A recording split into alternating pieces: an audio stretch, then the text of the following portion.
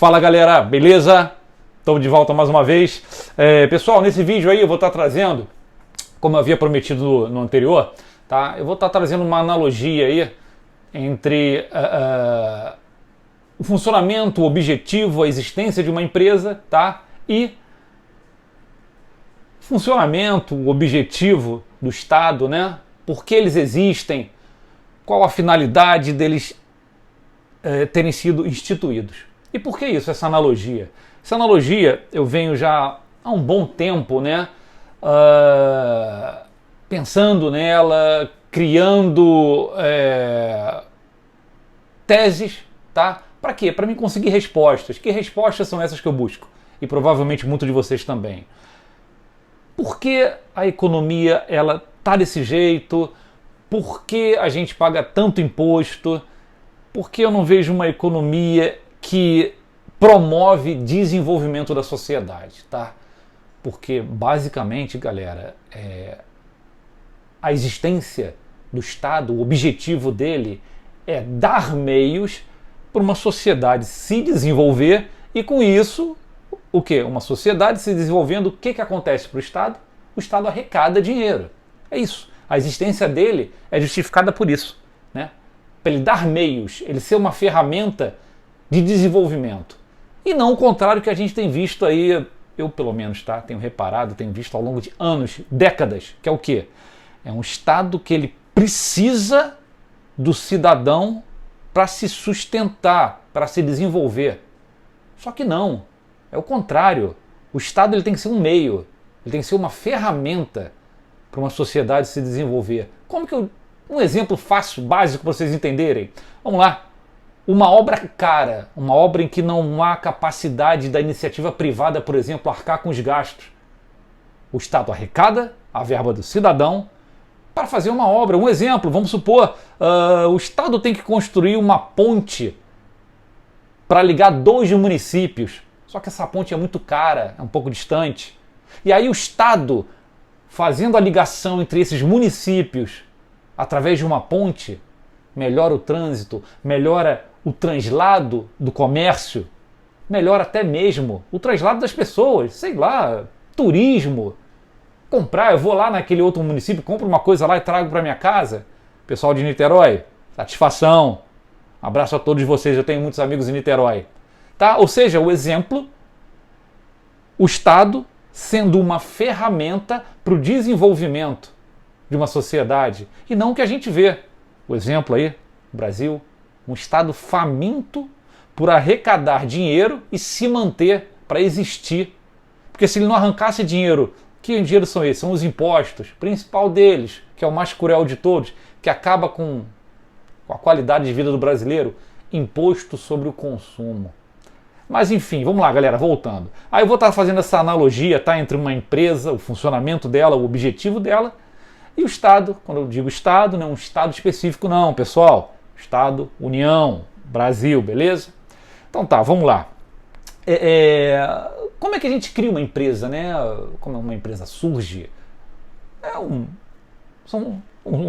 Uma pessoa, um único sócio, ou algumas pessoas, né, sócios, que se juntam, investem o dinheiro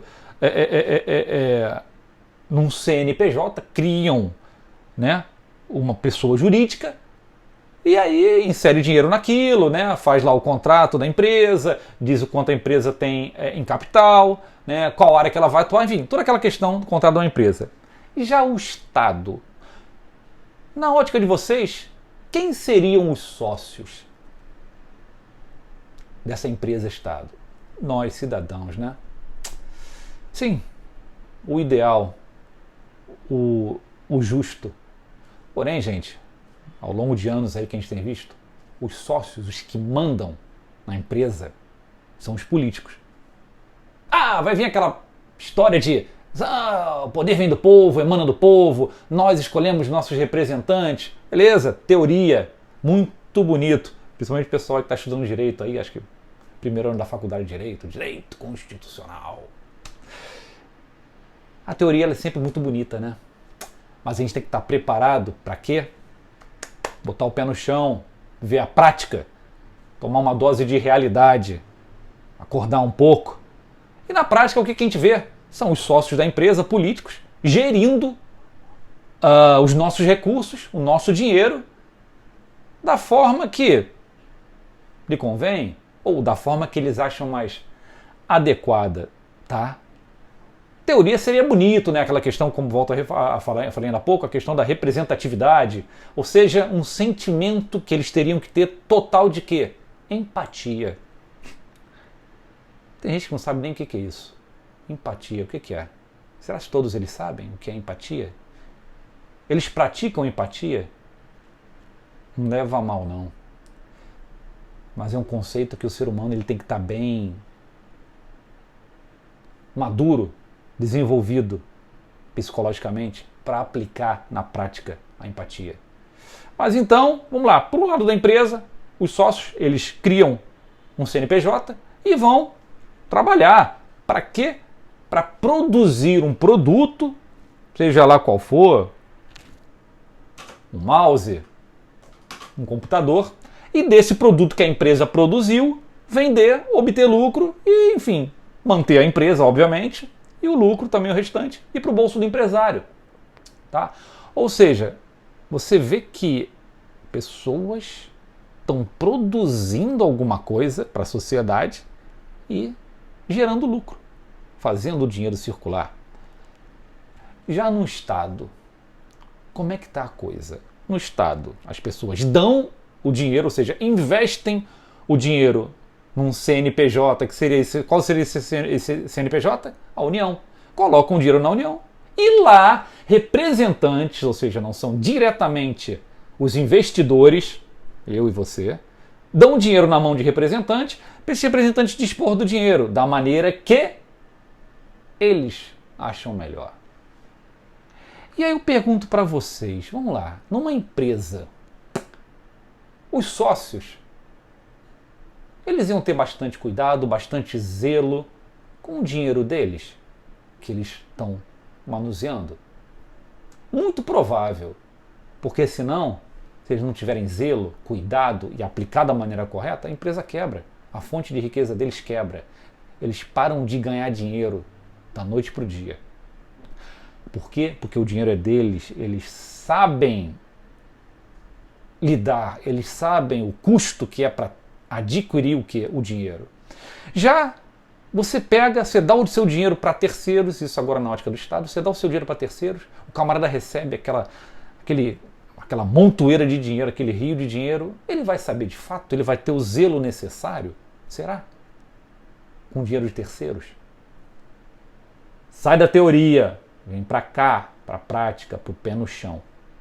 E aí, olha só, gente, primeiro, para começar, eu quero fazer uma grande homenagem, prestar aí minha homenagem ao agronegócio do nosso país. Graças a Deus vocês existem, tá? Obrigado, porque senão a balança comercial do nosso país ia estar feia demais. Por que eu estou dizendo isso, gente? Como eu falei, uma empresa, um país, ele tem que produzir coisas para vender. Produzir coisas, vender, para ir receber também e se sustentar. E aí, quando eu falo produzir coisas, não é só chegar e fazer isso aqui, não. É dar meios. Não é só chegar e criar esse mouse aqui, botar uma chancela assim, ó. Pum! Brasil. Produto de um monopólio de uma empresa brasileira, que só ela vende. É dar meio, gente, para a sociedade produzir, criar empregos, tá? Que aí a sociedade, né, aquele ciclo vicioso, vai criar cada vez mais empregos e mais capital girando, a renda vai circular. Não é essa coisa que a gente vê que não dar meios para a sociedade aperta a corda no pescoço do empresário com encargo trabalhista, o camarada não consegue sequer às vezes abrir a empresa, ou quando abre fecha, ou seja, é uma aventura hoje para o empresário manter uma empresa no país, tá?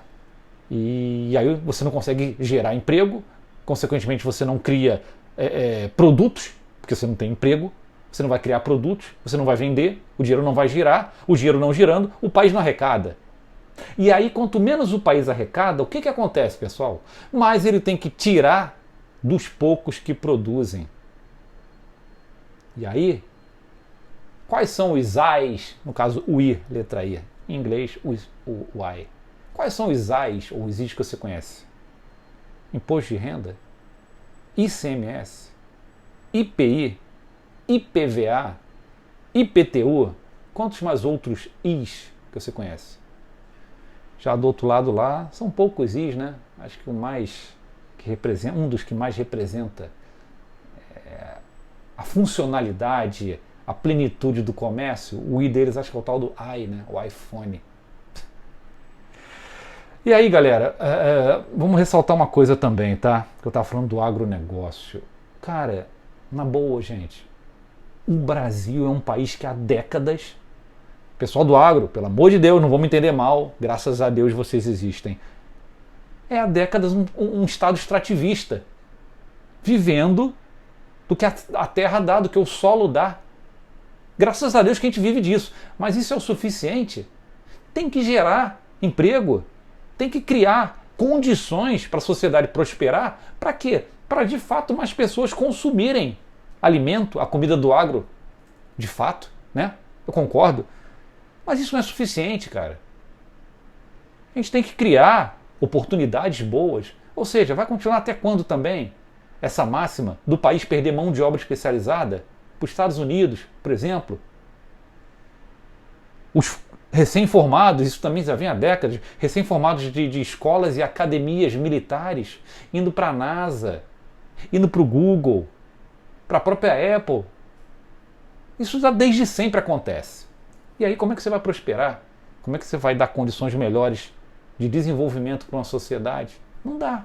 E aí acaba com a sociedade em impostos. Isso não tem fim, é desde sempre. Espero que vocês entendam o que eu estou falando e concordem também, né?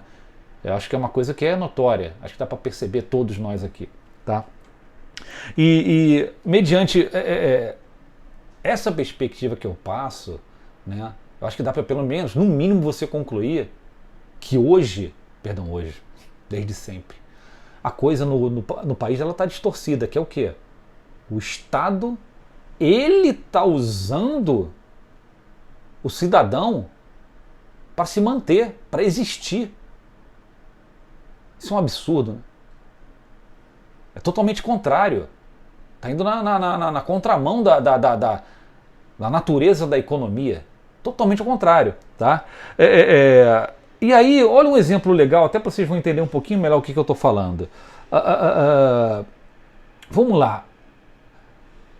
O que acontece numa empresa quando ela está começando a falir ou quando ela não está muito bem economicamente falando? A empresa, ela às vezes começa dando férias coletivas, né?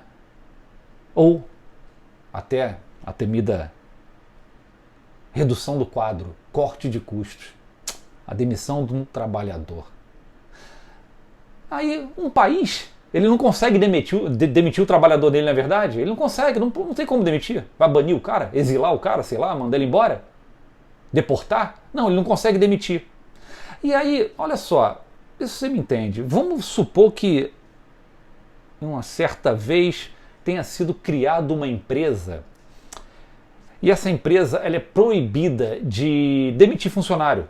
Ela tem lá o quadro de funcionário delas, vem alguém e fala assim, olha, essa empresa aqui, iniciativa privada, tá? Ela nunca vai poder demitir um funcionário dela.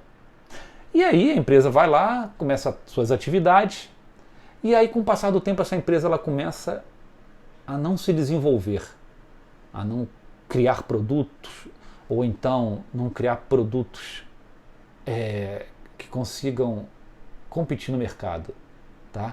Ela começa o quê? A perder capital, ela começa a baixar o lucro, e aí, conforme vai o tempo passando, ela vai perdendo desenvolvimento. O que vai acontecer uma hora? Os donos da empresa, como eles não têm a opção de mandar o cara embora, o que vai acontecer? Ele vai ter que chegar a um acordo, né, com o trabalhador dele e falar, olha só, meu filho, eu não posso te mandar embora. Mas para a gente continuar funcionando e você, sei lá, poder levar a sua migalha para casa, eu vou ter que descontar 30% do seu salário. Para quê? Para me pegar o seu salário inserir na empresa e a empresa continuar existindo. Deu agora? Deu? Consegui ser um pouco mais claro? Já que não pode mandar o cara embora, e para mim existir, vou ter que tirar do salário dele. Vamos lá, 30%. Tá aqui, de todos os funcionários. Galera, me dá aqui, ó, 30% aqui, vou botar na empresa para a empresa existir. E aí vai ficar esse ciclo vicioso. E aí, com o passar do tempo, vamos supor que vai entrando mais funcionários nessa empresa, a empresa também ainda não consiga se desenvolver, e aí ela vai tendo que, para dar o salário, ela vai arrancando também mais do próprio trabalhador, para ela existir. Outra coisa que eu acho importante, que tem mais ou menos essa pegada numa macroeconomia, se a gente pode dizer, tá? Que eu acho que é importante você saber o que você quer para você poder pedir e cobrar. Se você não souber o que você quer, o que vai acontecer? Oportunistas podem aparecer, podem te prometer aí fábulas, promessas maravilhosas e bonitas, que quando você vai ver no final da conta não entregam essa promessa. Quem aí já se pegou, né? Falando isso. Nossa, eu votei num carinha, esse carinha falou que ia fazer tal coisa e passou 4 anos, terminou o mandato dele, ele não fez nada do que ele pediu, prometeu. Quem aí já fez isso? Tá? E aí eu acho que uma sociedade ela tem que ter muito bem esclarecido o seguinte: tem que saber o que você quer para poder cobrar e aí ver se a cobrança que está sendo feita vai chegar no objetivo que você está almejando. E aí eu vou falar alguns tópicos aqui, que esses tópicos que eu vou estar mencionando, eles são independentes de bandeira partidária, tá? Independente, porém eu acho que todas as bandeiras partidárias deviam conversar um pouquinho mais sobre isso. E principalmente acho que a sociedade tinha que voltar o holofote mais para essas demandas que eu vou estar passando para vocês. Quais são elas? Vamos lá. Atualização da tabela do imposto de renda. A gente até ouve falar de vez em quando nisso, né? Mas você faz ideia se a tabela do imposto de renda ela fosse corrigida da maneira correta? Mais ou menos, quanto é que estaria a faixa hoje para início de contribuição? Ou seja, para aquele cara que tem que começar a contribuir com o imposto de renda. Eu não me lembro exatamente, tá? Até porque eu não sou economista, não sou formado em economia, tá, gente? Só ressaltando isso. Mas eu me lembro que alguns anos atrás, eu assisti um vídeo de um economista. Isso alguns anos atrás, quando eu vou falar para vocês, pelo menos, tem mais de 4 anos atrás, tá? Mais de 4 anos atrás, um economista ele me falou o seguinte, que se a tabela do imposto de renda ela fosse corrigida conforme deve ser, ou seja, de maneira justa, apenas quem ganha acima, se eu não me engano foi 6 ou 8 mil reais que ele falou, acima de 6 ou 8 mil reais, esse cara que vai começar sim a contribuir com o imposto de renda.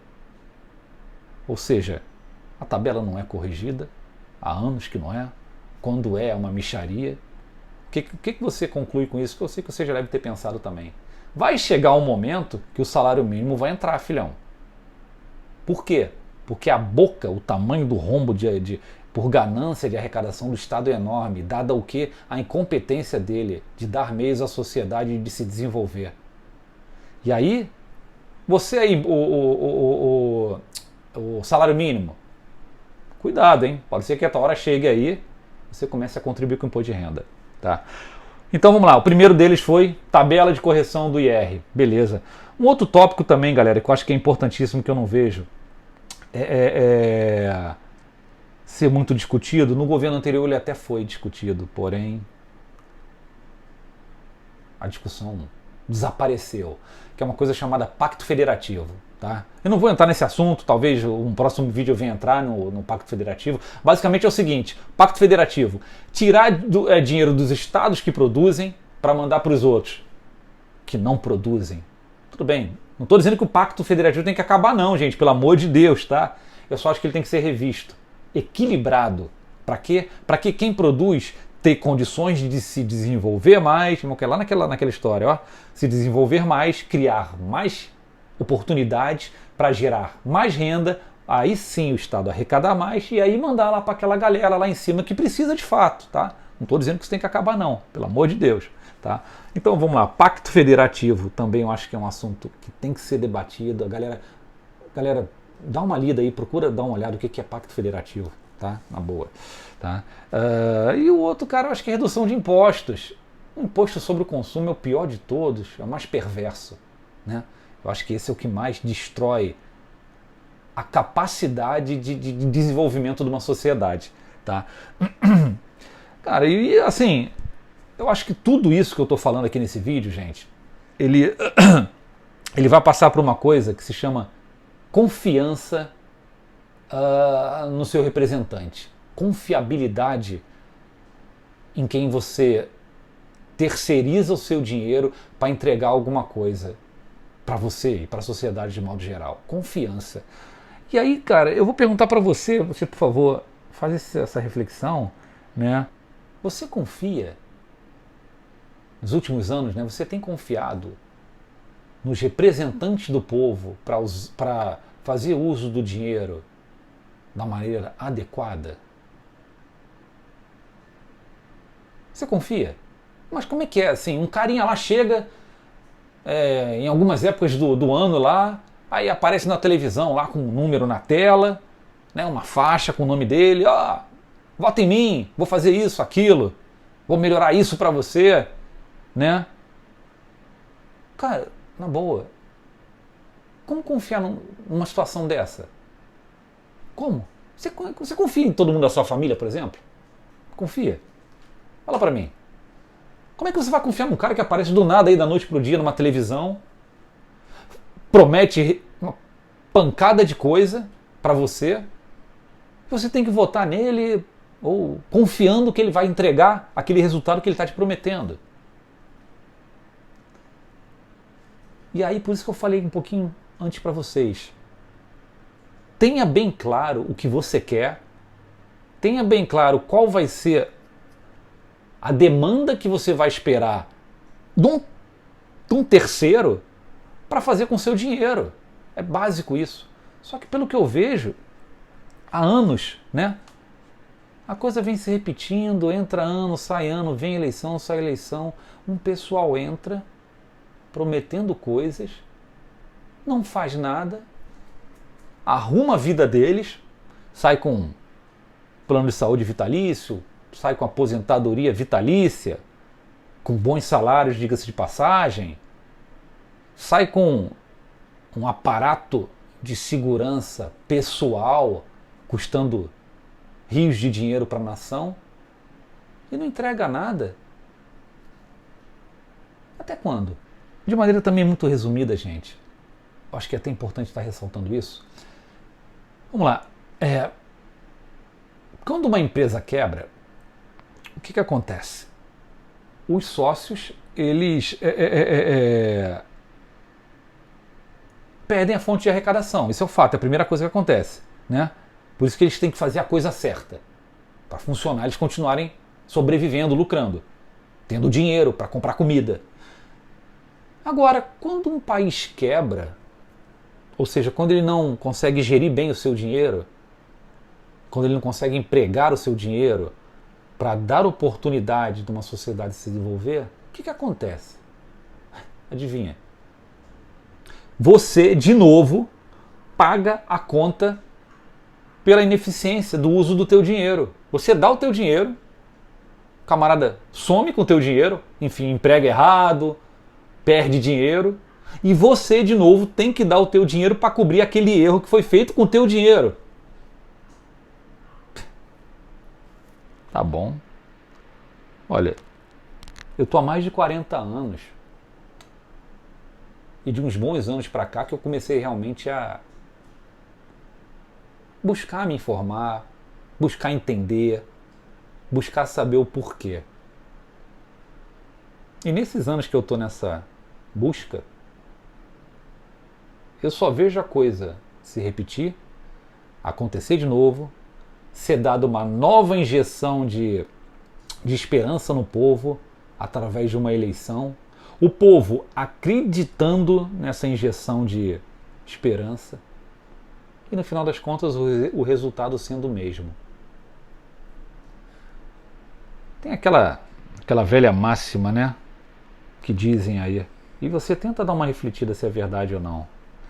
Seria então o futuro o passado que se repete, galera?